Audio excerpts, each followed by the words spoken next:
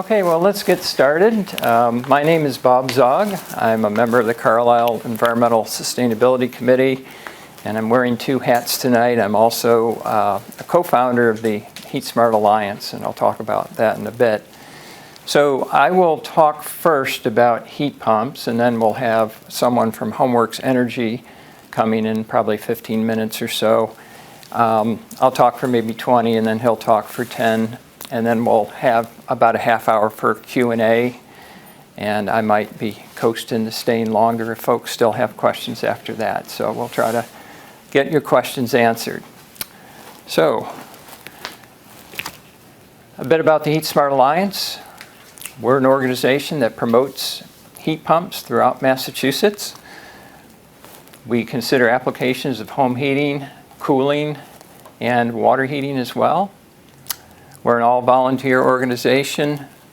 We've got 91 participants in 40 communities, slide keeps getting updated on me. And we are still growing. We've been around for about 3 years, so we've come a long way. Our approach is basically to educate through events like this and through our website and articles and those sorts of things. We also provide one-on-one coaching to homeowners who'd like to evaluate heat pumps for their homes. That's on an as-available basis. We have greater demand than we have supply of coaches, but we do our best. And we like to collaborate with organizations that have similar objectives to ours. And just to keep ourselves honest, we do not accept referral fees or donations from anyone working in the HVAC industry. So why should you consider heat pumps for your home? First, let's take a look at energy use. This pie chart shows that the residential sector in New England consumes about 30% of our total energy, and that does not count our vehicles. About 61% of that is for home heating and cooling. Another 17% or so is water heating, and 2% for clothes drying. So those are all loads that can be served by heat pumps. So 80% of the energy you use in your home could be served by heat pumps. So it's a big deal. If you'd like to decarbonize your home, there are 3 basic steps. First, most important, is to weatherize. That means to air seal and insulate your home to the fullest extent practical. And this is where HomeWorks Energy will come in, and we're partnered with them.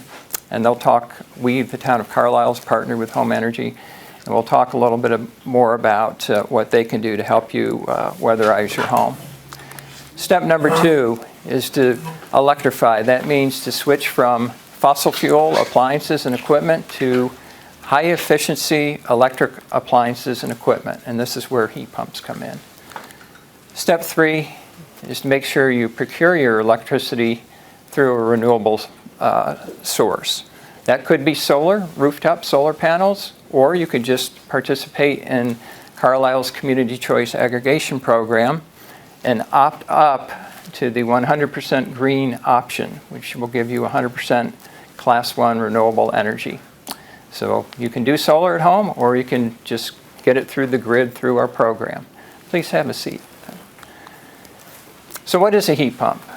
We all know intuitively that heat flows naturally from warm places to cool places. But if we want heat to flow from a cool place to a warm place, we need to use a mechanical device. We need to add energy. And that's what a heat pump is. It's a device that moves heat from a cooler place to a warmer place. We all have heat pumps in our homes today. We just don't call them heat pumps. Our refrigerators, our dehumidifiers, our air conditioners all use the same basic technology as a heat pump. So this is nothing new and fancy. Heat pumps are available for home heating and cooling. So this is one piece of equipment that both heats and cools your home. They're also available for water heating, clothes drying, and even pool heating. This simple illustration shows how the efficiency of a heat pump can be over 100%. In this example, we're taking 1 unit of electricity from the grid. We're using it to pump an additional 2 units of heat out of the outdoor air into the home, which brings 3 units of energy into your home. So in this example, the efficiency is 300%.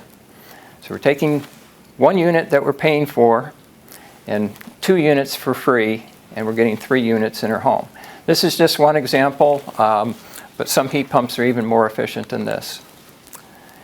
And I'll mention it one more time, a heat pump provides both heating and air conditioning, one piece of equipment.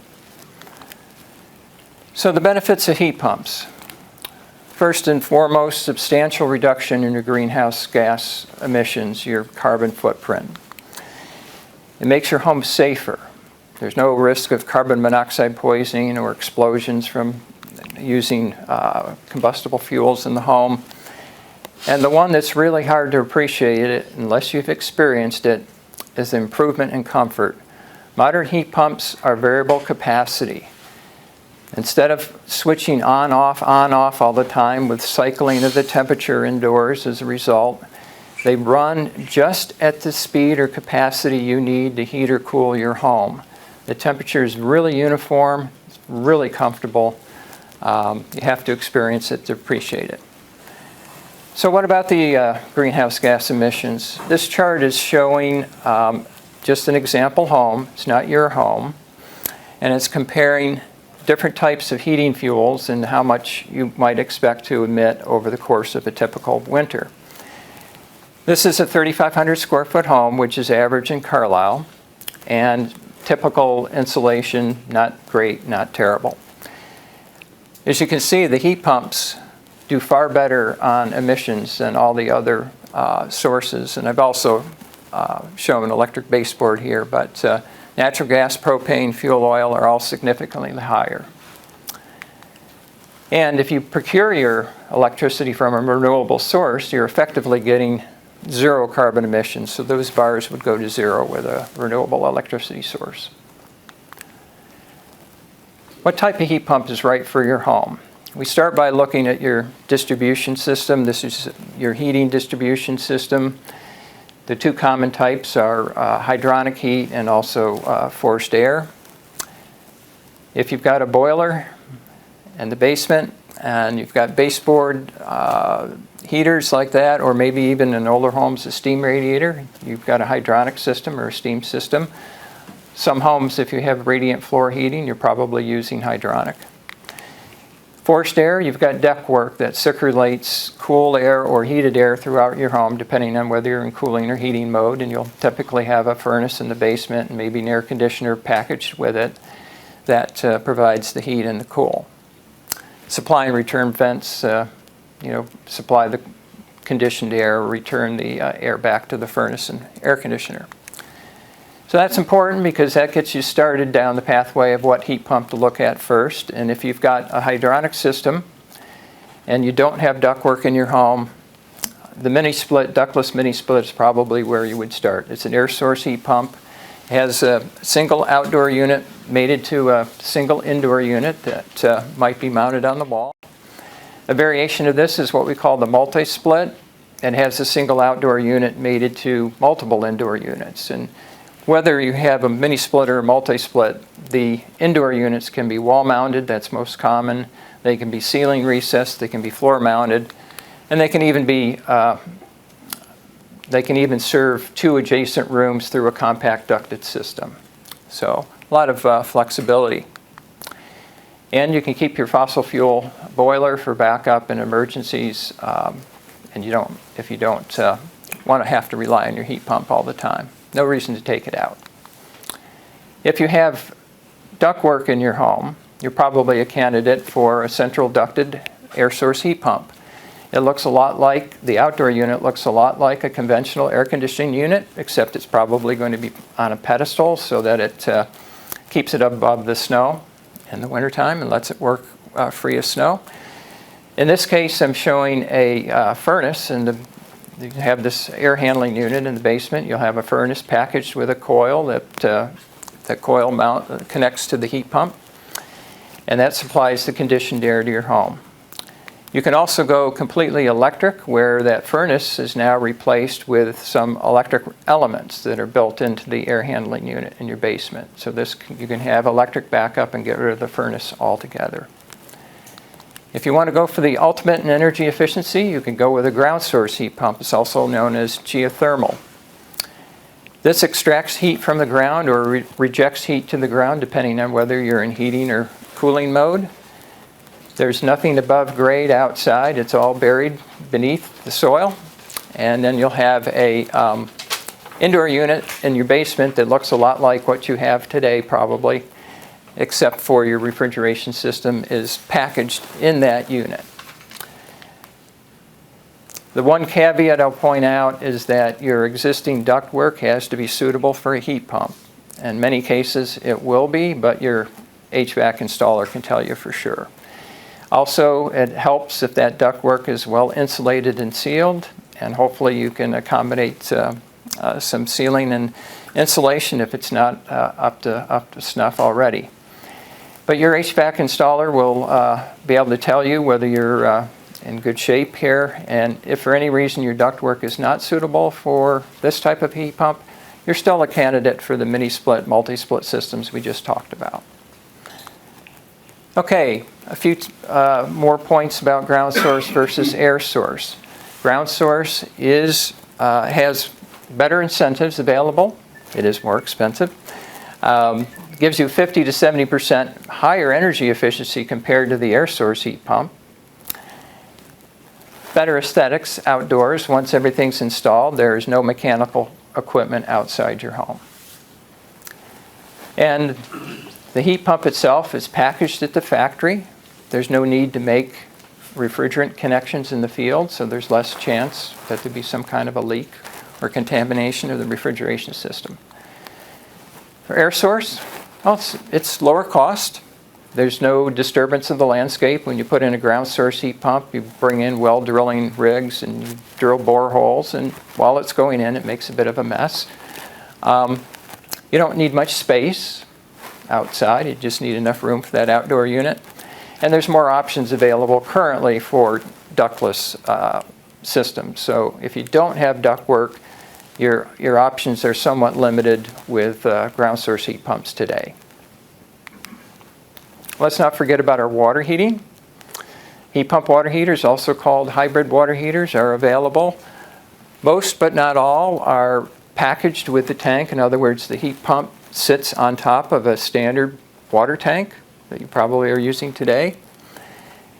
You'll get over 60% energy and carbon reduction compared to conventional electric. Payback can be quite quick compared to conventional electric. Any installer can put one in. That doesn't mean any installer will, but any plumber, I should say, can put one in. That doesn't mean any plumber will. And many HVAC installers will also put these in. We'll talk a little bit about cost. So looking at the same 3,500 square foot home we looked at for emissions, this is comparing annual heating bills for different fuels. Now let me explain briefly the costs used here for gas, for propane, and for fuel oil. I'm using the averages for last winter. For electricity, I'm not doing that because we were very lucky here in Carlisle, for those of us on the Community Choice program, because our electricity was actually quite a bit cheaper than most of our neighbors. So I'm using the rates we're projecting for next year for electricity just to be more representative of what we might have over the long term. Now here the order of the bars is a little bit different, and you can see that natural gas is on par with the ground source heat pump in terms of costs of operating. And that's because we don't pay for the environmental impacts of the fossil fuels we're consuming, so natural gas is relatively cheap. Another caveat here is we're looking at a snapshot in time with these costs, but what we would really like to know is what are these fuel costs going to be over the life of our heating and cooling systems, and that could vary quite a bit and change these numbers. But at least based on today's costs, you do see substantial savings compared to fuel oil or propane. So financial incentives, there are a lot of them. From the Mass Save program, if you go for ground source heat pump, $15,000 rebate. If you decide to do a partial home solution, $2,000 per ton, and most Carlisle homes would probably probably be in the 4 to 6 ton range. Air source, $10,000 or $12.50 per ton for partial home solutions. $750 for heat pump water heaters paid to the distributor, which means you have no paperwork to deal with. And SWEET just increased from $25,000 to $50,000 interest-free loan for 7 years. 7 years interest-free, $50,000. That really helps with upfront cost. And income eligible benefits are even higher than these, and the Mass Save website can give you all the details on those. At the federal level, federal tax credits, 30% on ground source heat pumps, up to $2,000 for air source and heat pump water heaters. Hopefully later this year we will see additional rebates. They'll probably be income-based. Those are still to be determined, but there'll be additional rebates available from the federal government. And Rewiring America has a neat little calculator. You can look into some more details on the federal benefits as well. Can we go back to that for one thing? I just wanted to fix it. Okay, thank you. We're recording all this, and we'll make the slides available. So. I had a question. So, when you, on that last slide, when you have the bullet about income, additional income eligible benefits, are those better than these other ones? What it means, are there income limitations where if you make over a certain income, you cannot even get this $12.50 per ton and that stuff? These, what I've listed here, are available to anyone. To anyone. So, Yeah. so if you're in a different income bracket, you might be able to get more. Okay, I Right, just wanted to make right, sure that yep. was the case. Financial analysis, I love to do spreadsheets, net present value calculations and all this stuff, but maybe you do too. But it's important to get the inputs right. Don't just look at the cost of the heat pump. You're going to have to replace your conventional system anyway. That's not an option. You need heating and you probably need cooling in your home. So look at the cost difference between the heat pump and conventional equipment. And don't forget to include the conventional equipment for heating and the conventional equipment for cooling, i.e. your air conditioner. Obviously, the incentives available are part of this. And depending on your value system, you may want to put a value on the reduction in carbon emissions. You may want to consider the improvement in resale value you might see in your home. And don't forget the comfort benefits you'll get from a heat pump. And as I mentioned earlier, we have to accept the uncertainties in the energy cost comparisons. You can do all the analysis you want, but we don't know what electricity and gas and fuel oil are going to cost in 5 years. Do you want us to ask questions during the presentation or when you're done? We'll have time after we're done, so yeah. I should have mentioned that up front, but that's fine, you asked. So what's your plan? What should your plan be? A good time to convert to a heat pump is when your current equipment is aging. And by aging, say 15 years old, your heating system or your cooling system is 15 years old or so. For water heaters, it's less, 7 to 10 years. The most important thing I have to say tonight is please don't wait for your current equipment to fail. If you wait, you're going to be in an urgent replacement situation. You will not have, in all likelihood, you will not have time to evaluate heat pumps. It's likely you'll end up replacing what you have with similar equipment, and you're going to lock your home into fossil fuels for another 15 or 20 years. Just let that sink in for a second. We're all busy, but you really want to plan ahead with heat pumps. It's not a matter of days. It's not even a matter of weeks. It can take months, frankly, to evaluate heat pumps, figure out what you want, and get them installed. It's a switch from what you have now. It's not the traditional system. Okay, if you don't have air conditioning in your home and you want it, perfect excuse to put in a heat pump. It's a shame to put in an air conditioner. A heat pump isn't really any more expensive when you consider all the incentives available. Why not? And certainly if you're planning a renovation, an addition, or a new home, go heat pumps all the way. Go all electric all the way. How do you get started?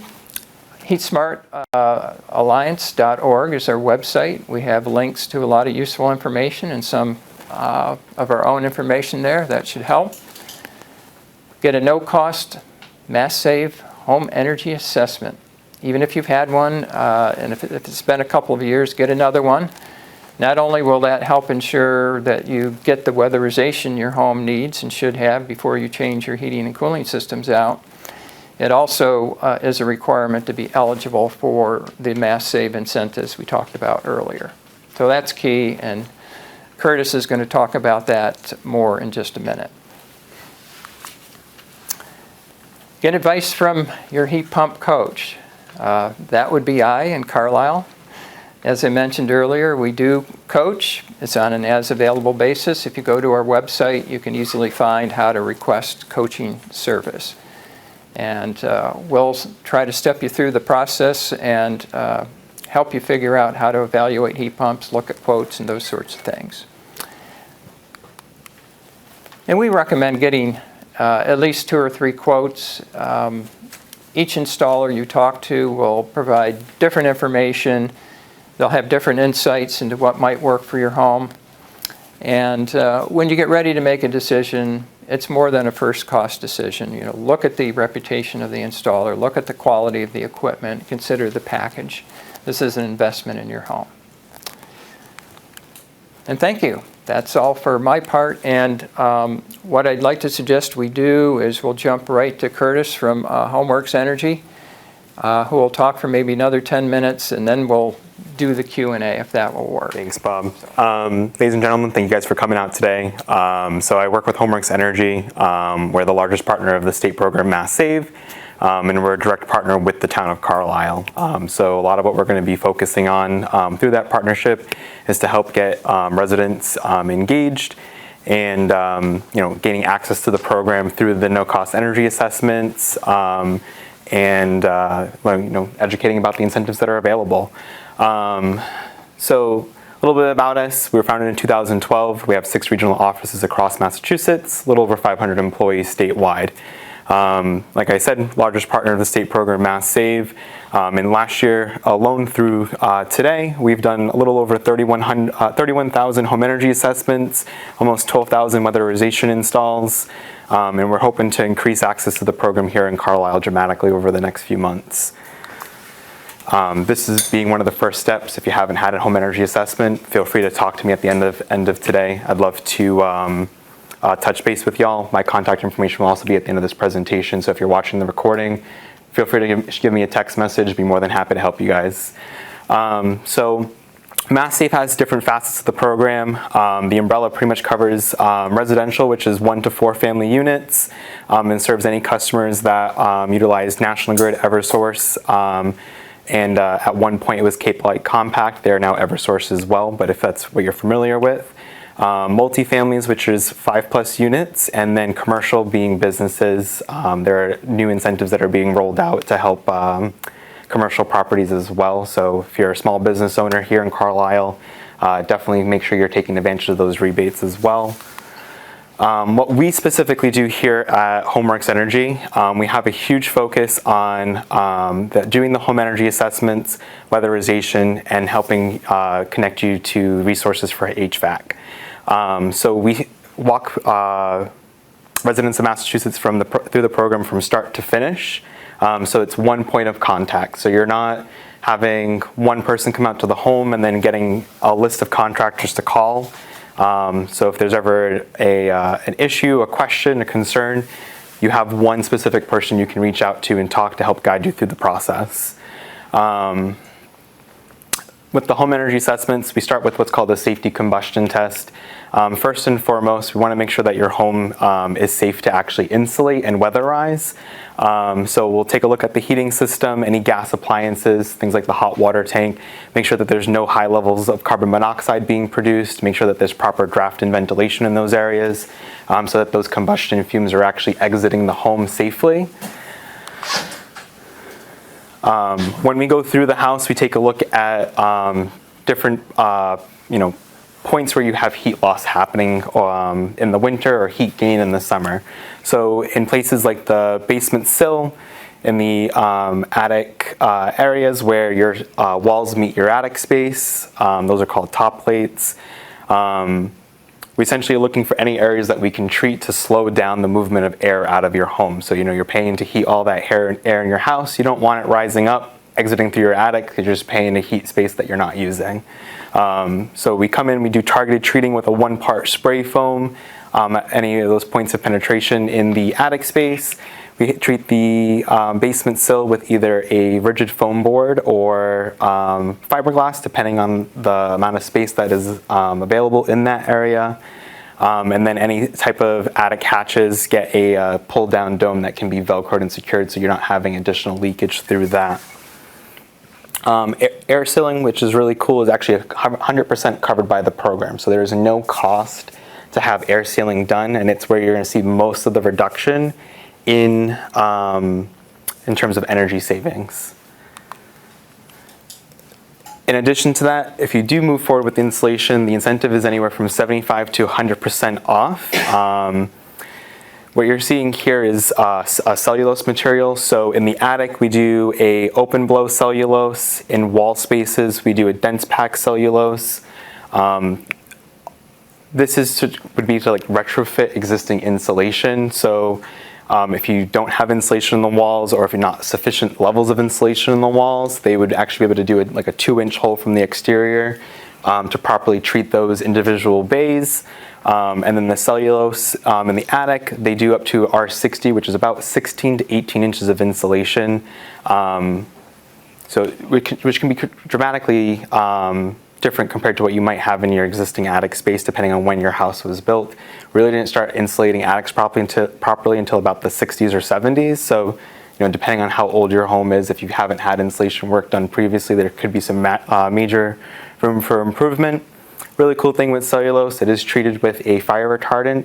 Houses treated with cellulose take a significantly longer amount of time to burn if there's ever a house fire or anything along those lines. So it can actually increase safety as well in the home because of that fire retardant that it's treated with, which is really cool. One thing that we do while we're on the assessments is we provide you what we call instant saving measures, or ISMs. Things like programmable thermostats, water saving devices like shower heads and aerators, and then power saving strips, where anything that's an accessory device gets turned off when the main device like a TV or computer is shut off as well. These are all no cost through the energy assessment. The energy assessment's no cost, which is really awesome. And before we wrap up with the energy assessment, we take a look for things like health and safety as well. Things that could pose an issue if we were to tighten up the house or to add insulation. Things like mold in the attic space, knob and tube wiring can pose a fire hazard. And then vermiculite, which is a type of insulation they used to use that can be contaminated with asbestos. So we don't want that becoming airborne, we don't want that becoming airborne, doing blower door tests or through the installation process. We don't want insulators being exposed to that. So we want to make sure that those health and safety issues are mitigated prior to installation, and we help provide connect you guys to the resources that are available through the state, and then through partners that we have in the state that help to do the remediation. A lot of this can actually be paid for as well with the heat loan that was mentioned. That's no interest for 7 years. So if you do have one of these that needs to be done in your home, that can be financed through that program. Quick touch base on the mini splits. I know Bob did a great job of explaining it. So just quick power through on this. It's an alternative. Ductless mini splits are an alternative to a ducted system or window ACs. They offer some pretty good flexibility. So if depending on how many zones you have in your house, it might make sense to do mini splits as opposed to doing the air handler, because you might not be able to get this type of zoning that you'd want depending on how large your house is. And then at least for air source rebates, which is, we don't do ground source here at Homeworks, so what we have for options would be up to the $10,000 in rebates through us directly. But the ground source is wicked cool. You know what I mean? The technology is just amazing. For Carlisle, we have landing page that has a little bit information about what Carlisle is doing for their initiative to be more green and reduce carbon emissions. If you're at home and watching the recording, or if you're here, you can scan the QR code. It'll bring you right to the landing page. This is really the call to action right now, that if you have time, use this QR code or use this landing page to get signed up for your energy assessment if you haven't already done so. You'll see some things that come out along the lines like digital marketing, referrals, or brand ambassadors out in the field. But if you're seeing this and hearing this, this is really that call for you to do this before we get busier in the summer season. These are some of our partners. We have Right Window that helps with windows and doors, SunPower that helps with solar, Energy Sage that also helps with solar, and then Tetra is our sister company that helps with ductless mini splits and air source heat pumps. These would be best referred to you once you have your energy assessment completed, so you know what makes the most sense for you to move forward with first. And I'm going to leave this up for a little bit, just so if you want to take my number down, my email, please feel free to reach out to me, whatever is more convenient for you guys. I want to be a resource for the town of Carlisle in any way that I can. Okay. Thank you for this. Thank you. Okay, I think we did pretty well, keeping it to a half hour. I'd like to open up the floor to questions for either of us. Yes. Two questions. One, what do you do in the winter when you lose power? That means you cannot use the heat pump, the 1%, the 1 unit of electricity from the grid. And also, if you live in an area that has a high water table, how does that affect your ability to install an in-ground heat pump? Okay, well, that's a good question about the emergency power, what you do, what happens when the power goes out, and we know that never happens in Carlisle, right? I mean, it is something to think about when you're considering a heat pump for sure. I can say that certainly you can operate a heat pump on an emergency generator, but you need to have the right generator. Some people have done it with 10 kilowatt, type size, not the small 3 to 5 kilowatt, probably not. But that would be one reason to keep a fossil fuel backup system in place, is if you do have a power outage, it is much easier to run a fossil fuel backup heating system on a backup generator. Regarding the water table question about ground source or geothermal heat pumps, I haven't heard that that's an issue. But I don't know if anyone knows that high groundwater level is an issue. I haven't heard that. We actually are pretty lucky that we have a lot of bedrock, and the drillers love bedrock. They don't need casings, they just drill the holes. The only time it becomes a complication a little bit is with the trenching to the home, where you run the horizontal runs to the home. They like to put those like 5 feet down, but they can manage if the bedrock's within 5 feet. So we have a home at the coast, so I'm thinking of that as well. Okay, yeah. You'll have to talk to a local installer and get the local intelligence on that. Okay. Sand is tricky. If you're in sand, it may be tough. Other questions? Yeah, Yeah. I've got forced hot water wall boards Mm-hmm. and ducted air conditioning. Okay. Is sufficient locations, do you think, for an air conditioning system to be able to handle heat pump for both AC and heating? So that's one of those Certain depends. ducts would have to be evaluated, but Yeah. the number of locations and so forth. I can say I know of a number of installations where air source or ground source heat pumps have been put in using the ductwork that was retrofitted to a home for air conditioning. Yeah. And I haven't heard of any problems with it. I think the real question is you need to look at your ductwork and make sure it's well insulated and sealed, especially if it's a lot of times you have ductwork in unheated attics, and that's, you want to try to make sure you seal that up and insulate it as well as possible. I assume you're referring to zoning, correct? Like where there's the the multiple zones on one air handler. Yeah, so you should be able to.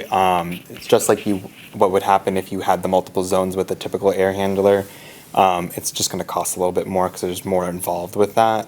So if you have a multi-zoned air handler, the technology for that's actually the same as if you just keep the air conditioning system. One way air handler, right now I've got two. Okay, so you have the two different air handlers. So you'd probably have two different compressors on the exterior of the home. That's correct. Yeah, so that's what you would end up wanting to do for you just switch.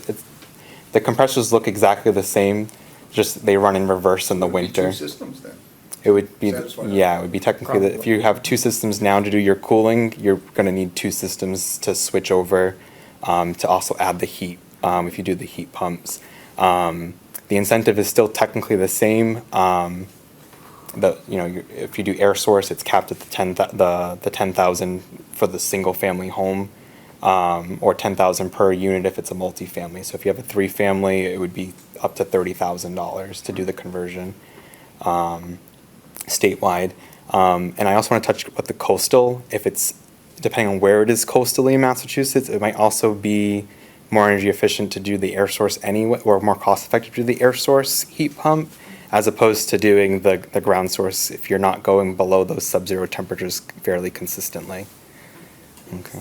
That was a question I had too. I'm reading that air source may not have the oomph for this area because of the cold temperatures. What Yeah. do you guys think about that? As long as your house is properly insulated, and your system is sized appropriately, you should be fine. You get about 400 square feet per ton for the home. So if it's a 2,000 square foot house, as long as it's insulated to Mass Safe standards, which is the R60 in the attic, and then at least the 4-inch dense pack in the walls, you should be able to do like a 5-ton system for a 2,000 square foot house. And again, it's about sizing the system appropriately so that it does keep up. And another reason to keep the backup fossil fuels, right? You know, we had that one weekend where it dipped into like negative 30s with the wind chill this winter. It's okay to have the backup fossil fuels for weekends like that, because realistically, no system's going to keep up with temperatures like that. Older systems that are not highly energy efficient are going to still struggle in those temperatures. So it's not a bad idea to have it when they offer the incentives for, there's another incentive too that neither of us really talked about. It's called for an integrated control. Essentially, it's a system that helps talk between your thermostat and two separate systems, one being the heat pump, one being the fossil fuels. So when you fall below those temperatures where the air source, or typically don't have this issue with ground source, but with air source heat pumps where they tend to start struggling, it'll automatically switch over to the fossil fuels to help keep, one, the electric bill from going higher from that, but also so that you're not having a system overwork realistically to keep up with it. Good to know. Okay. I haven't heard about that. Yeah. That's neat. Yes. Thank you. Could you talk about the maintenance of the geothermal versus the heat pumps? What kind of required maintenance there is, in particular for the geothermal? Can you refer about any problems that can happen once you kind of dig the coils and they're operating? Is there any scenario in which, you know, kind of your backyard needs to be reopened again? What kind of things can go wrong? As well as if you have any indication of cost of maintenance. Sure. For the most part, heat pumps are certainly no more maintenance intensive than the equipment you already have. In fact, the requirements are pretty similar. Annual routine maintenance is typically, recommended by the manufacturer. Now, if you're burning fossil fuels in your home, you definitely want to do an annual checkup on that system. That's a safety issue. With heat pumps, some of us wait a little longer, maybe do it every 2 years, maybe every 3 years. You know, nobody's going to get hurt if the heat pump is not working quite right. So some people stretch that a little bit out. The thing you do have to do, you do have to replace filters or clean filters, like on the ductless systems. They do have it's easy to do. Any homeowner can do it in just minutes. You can clean the screens on the indoor heads. That's something you do have to do once in a while, outside of just routine maintenance. But these are reliable products and should serve you well. In terms of the ground source heat pumps, the stuff that's buried underground is designed to stay there for 50 years. So it's really got a long life. Now that doesn't mean there can't be a problem, that's difficult to fix. But for the most part, I've not heard of serious problems with that. They use the right materials and they're very careful about avoiding leaks, check everything out before they bury everything. So you shouldn't have to worry about the stuff in the ground. Yeah. What's the distinction between rebates and tax? Sorry, I think we had another question back here, but we'll come back to it. Go ahead. Thanks. For Curtis on the installation. Yeah. So you showed in the attics, I think it was like the attic, the ceilings, Mm-hmm. the upper floor, the insulated. What can you say about the ceiling of the roof itself? So the attic is considered an unconditioned space. So the way that Mass Save treats the attic is that we want to keep the thermal boundary between your living space and that attic as tight as possible.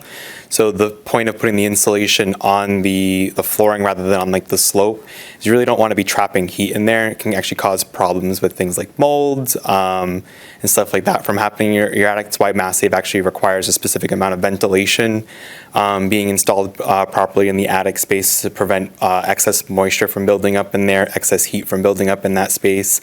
And you really think about it too, in the winter, you really don't want to be heating space that you're not using or living in. So by keeping as much of that heat in the house as possible, that's why they focus on treating that floor space. And then vice versa in the summer when you have the sun beating on your roof and your attic's 140 degrees, you really don't want that heat pushing its way back into the house if you leave your attic floor untreated.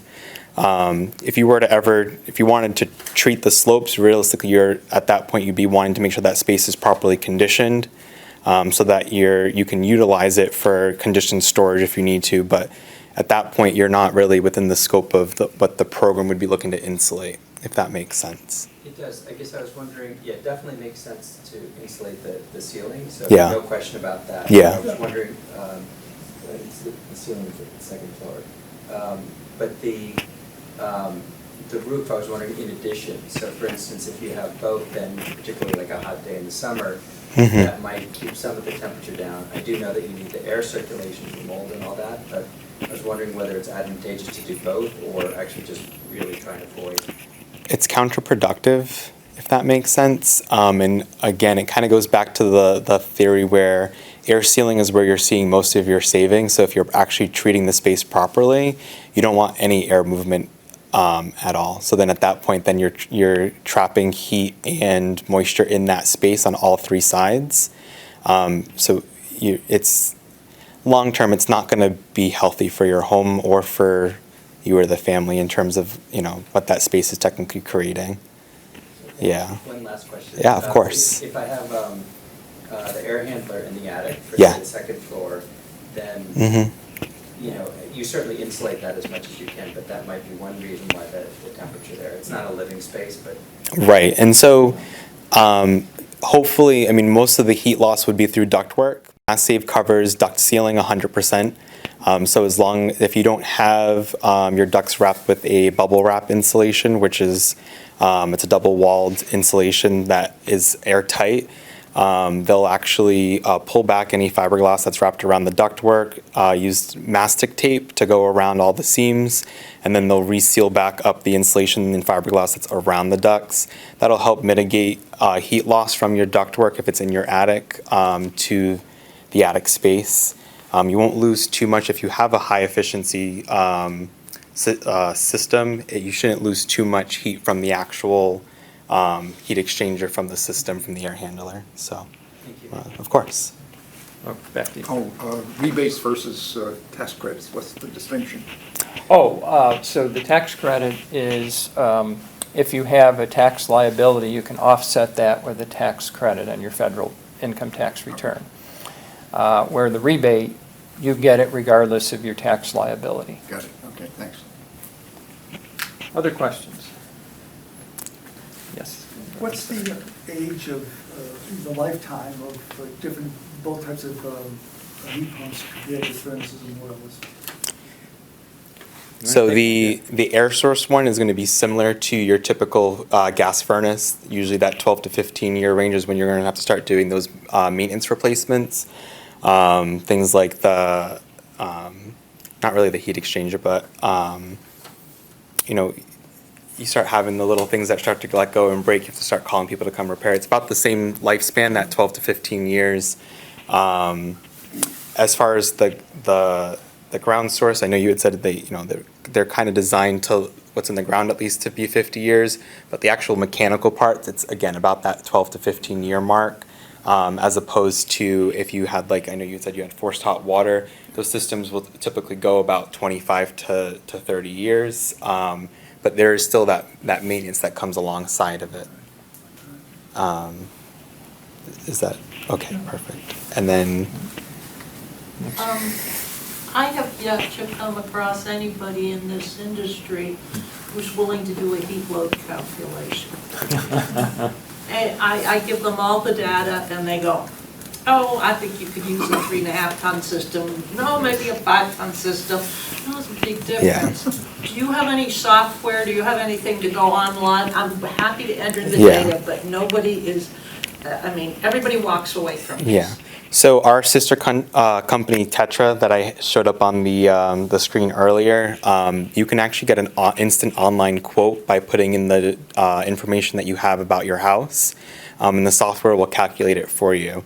If your home doesn't fall within specific guidelines, then at that point a person will actually go in and do the manual work to see what would work for the size of the system that you need, and they honor the quote, I believe, for at least 3 months.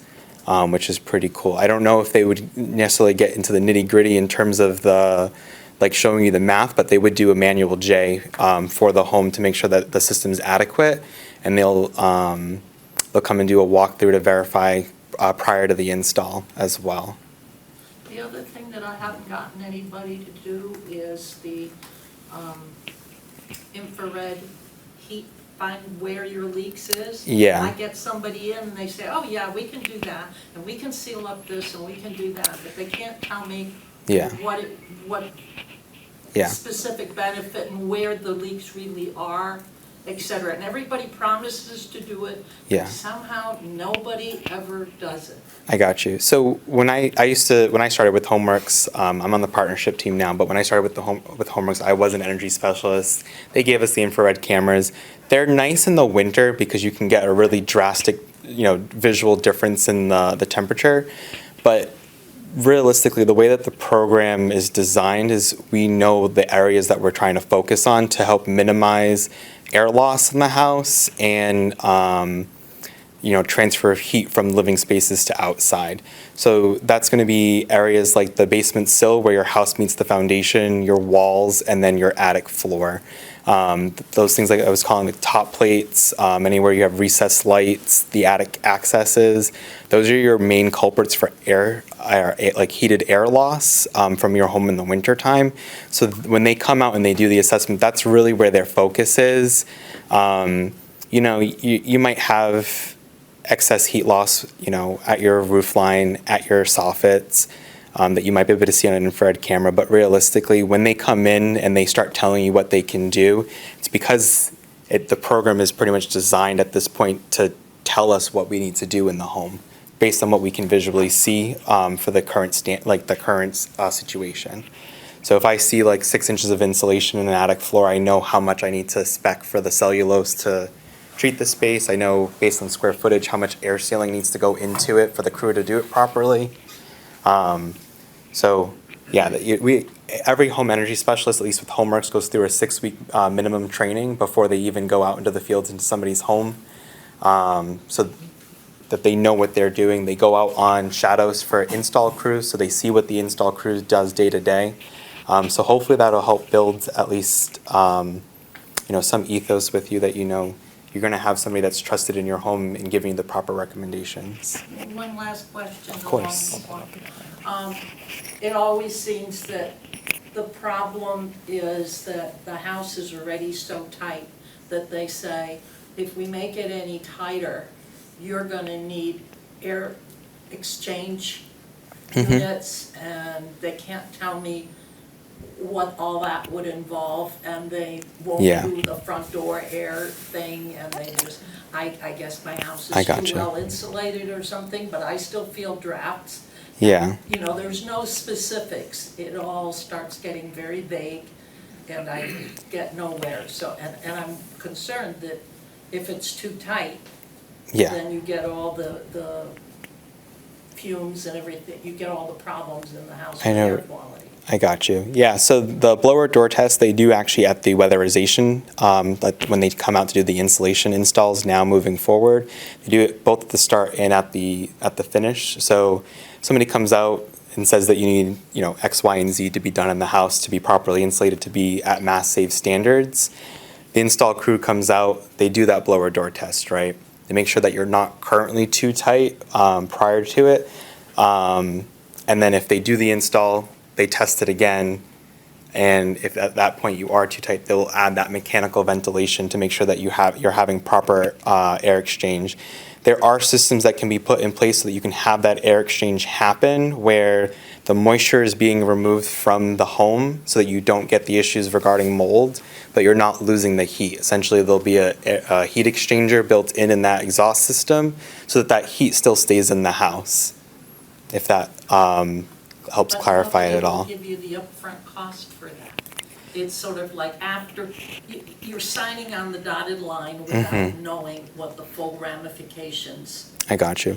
So the mechanical ventilation is fully covered by Mass Save, not necessarily the heat exchanger, but to make sure that your house is not overly tightened. Think of it this way: if we were to over insulate and then add the mechanical ventilation, you're not spending any more money per se than if you left the house untreated, because the savings that you at that cubic feet per minute that's being exchanged prior to insulation, we make sure that you're within the set guideline of where your house needs to be at to be properly breathing per se. I know everybody talks about their house being able to breathe, and you say not being too tight. So that it's a little too nitty gritty, unfortunately, for like the standard person that goes out into the field to give you that that information. That's not what they're trained on. They're trained on being able to test the heating system, to look for the insulation improvements that can be made, and to let you know what improvements can be done.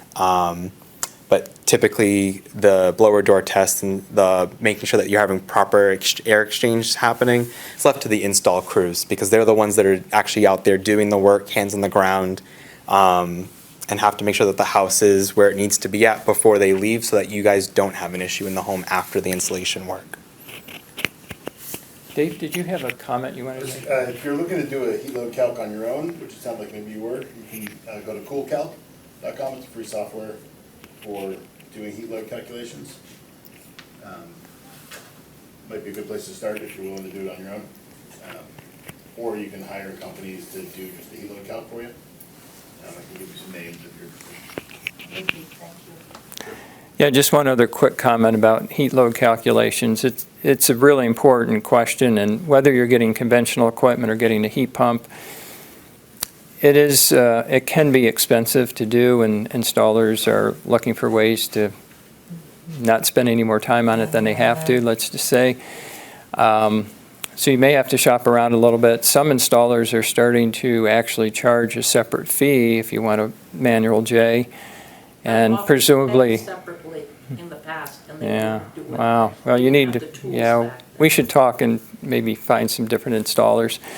But one other thing I just wanted to quickly mention was when we coach through the Heat Smart Alliance, we have a little tool where if you have historical fuel use for your furnace or boiler, we can do an independent, at least a sanity check on that design heat load calculation, which I actually think is not a bad technique. So, yes, sir.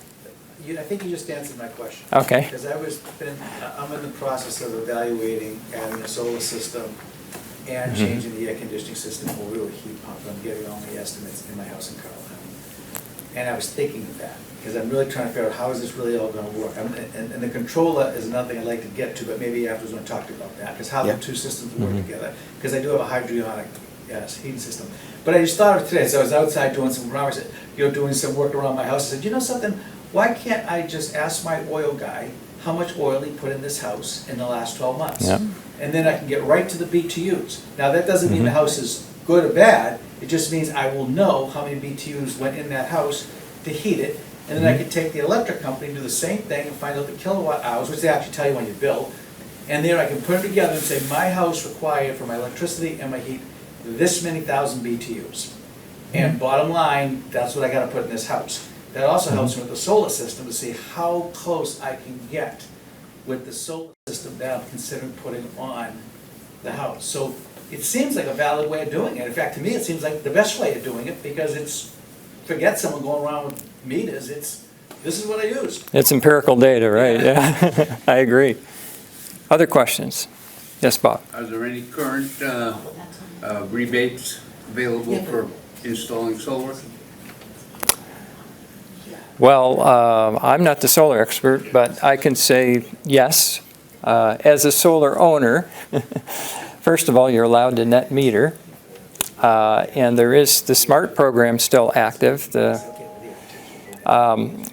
which provides a certain cents per kilowatt hour that you generate for a 10-year period.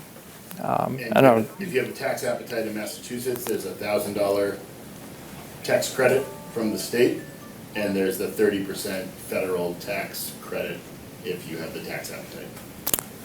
Those are incentives, tax incentives, not rebates. No, rebates, tax incentives don't do me a whole lot of good. Yeah. But Yep. Yeah, rebates, no rebates for solar besides the SMART program, which is, pays you a little bit of money based on how much you generate. And the sooner you install solar, the more money you'll get through the SMART program. Yes, sir. So I've really gotten into this whole thing. In fact, there's 3 systems I've been working with. One is I built the house down in Cape, and we did do a heat pump with the gas backup. I was disappointed with the money I got that I was supposed to get, but that's a different story, because they told me I was gonna get a whole bunch of money, and I got very little, so that's a different story. But one thing that I've heard, and so there's that system that I'm now familiar with, it's been running it for about a year, except, and it's got a solar system too that works with a battery system. So that, I've got that, and then I'm thinking of putting a heat pump in a condominium in Concord. And what's happened there is interesting. They are putting it, a lot of people have been putting it in, and they're getting complaints because people are saying it feels cold. And I think one thing that is fair to tell people with the heat pump is that the air that comes in is cooler. And I experienced this down the Cape when I was on my computer one day, and it's in the wintertime, and that system flips over to the heat pump at over 45 degrees F. It goes to the heat pump. And it did a flip. And I said, well, it just got cold in my house. Is the air conditioner running? Because your body, air flowing across your body, of course, cools your body. So the house is warming up, but you feel cold. And what happened in Concord is I was reading the little condominium paper that the people started complaining to put heat pump systems in because no one told them that could happen. And so what they told them to do, which I thought was kind of crazy, but this is why I want to run by it, they said, heat your house to 72 degrees now. So then I thought, well, wait a minute. Now you put a heat pump in to be more efficient, but instead of heating your house to 65 degrees, you're telling people to heat it to 72 degrees. What's really going on now? I mean, are you using less energy at this point? I don't know. Maybe you still are. But that's what they actually told the people to do. Yeah, I mean, it's hard to diagnose that completely, but I would feel confident in saying that there's some issue with how the heat pumps are installed or operated or controlled. Everyone I know who has heat pumps finds the comfort level has gone up, not down, and the air comes out just enough to heat or cool. There shouldn't be drafts. You shouldn't feel drafts with a heat pump. In fact, I know a couple in Carlisle who had a hydronic heating system, but they, like you, they had the ductwork for air conditioning, so they used that for the heat pump. So they basically switched from hydronic heat to forced air heat. They like it better. They like it better. So I think that's an anomaly. I'm not saying there isn't a problem. Obviously there is. I feel the same way, what he said. It Oh, is okay. slow. The heat, the solar, I have the heat pump. They come very slow and. Well, that's a it's different, not yeah, that's a more- different, yeah, And I yeah. need to keep temperature a little higher, so, it varies. So It will take a while to heat up your home if your home is cool, that's true. But it works. It works.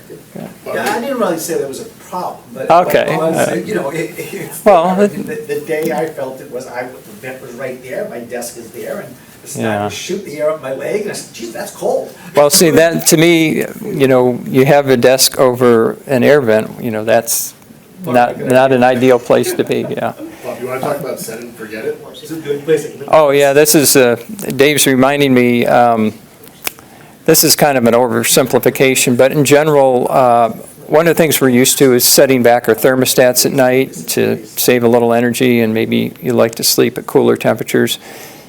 For the most part, that's not recommended with a heat pump, because the heat pump has to work so hard in the morning to bring that temperature back up. You really don't save anything on your energy bill. If you're going away on a ski vacation, yeah, turn it down, you know, if you're going away for several days, but just overnight, you know, set it and forget it is kind of the, That's designed the- by my heat pump guy, opposite of what you said. He has done that at 10 o'clock, 10:30, it goes to 63 degrees, and in the morning it comes to 69 degrees. It's nice. So, because the whole night, 7 hours, you keep 63, the loss, heat loss is less. So, I mean, if you need faster, then the backup system can heat up. right. So, I have the backup system. But some people turn down for comfort reasons. And if you want it cooler for comfort, yeah, set the thermostat in your bedroom cooler, you know. We'll take one more question and then we'll let folks go, but we'll stick around for anyone who wants to stay and ask a question. Go ahead. To get a rebate after the energy assessment, are there any restrictions in the kind of vendors that you can use to follow the recommendations? I know your company does it, but can you use any company, and can the homeowners even do some of the work themselves? And in that case, do they need a special inspection, or what is the process? So you need to have an installer who's approved by the Mass Save sponsors the program. And I think the last I heard, there was over 800 approved. And I think pretty much any HVAC installer in Massachusetts who wants to stay in business will need to get approved. So most, virtually all HVAC installers you can use for your installation. Do-it-yourselfer, I think you're on your own. Yeah. But if you're good enough to put in your own heat pump and do it right, you still come out ahead. You won't have a warranty, but some people do it and are. Maybe it's like insulation I'm talking about. Oh, insulation, maybe, I don't know. It's tricky because you'd have to have a sign off saying that the insulation work has been completed. So if you were going to do the insulation work yourself, you'd want to do it prior to your HVAC work being done. I mean, not your HVAC, before your home energy assessment being done. But that being said, if we're offering 75% off insulation, including the labor, and then 100% off the air sealing, odds are you're going to spend more going to a local Lowe's or Home Depot on purchasing the insulation, and you're not a licensed contractor installing it. So realistically, the overall cost to have the insulation done through Mass Save to Mass Save standard, at the end of the day, it's going to be less headache for you, less work for you, and it's going to cost you roughly the same as if you did it yourself. So that's really, the installation work, I'd leave it to the home performance contractor. 100% you can use any HPC with the Mass Save program to, do your energy assessment, to, get quotes for the HVAC system. One thing I will say with HomeWorks is because we're the largest HPC in Massachusetts, we have a team that's going to help guide you through the whole process. And then as far as HVAC goes, still get multiple quotes, but we will price match apples to apples any comparable system, and we do offer a 10-year service warranty with those systems when they're sold. So that means usually the 10-year warranty you get for parts through the manufacturer, you're getting the service covered from that system as well for mechanical failures and stuff like that. Changing the filters, the regular routine maintenance is still on the homeowner to do, like with any system. But at least if the system were to break down within that first 10-year period, somebody's coming out and they're going to be doing that repair for you, and it's not going to cost you anything, which is great. And again, the price match is nice too, 'cause it's not something you see too often in the industry with the other incentives that are going on. So, but definitely get the extra quotes because it's not bad to save a couple extra $1,000 if we can price match it, you know what I mean? So definitely shop around and talk to people. I have my own HVAC guy too, you know, we all know somebody, you know.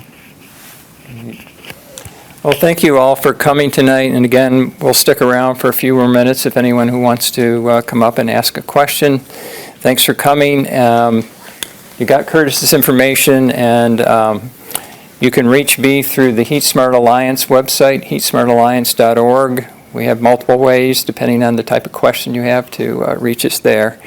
So thank you all for coming tonight. Appreciate it.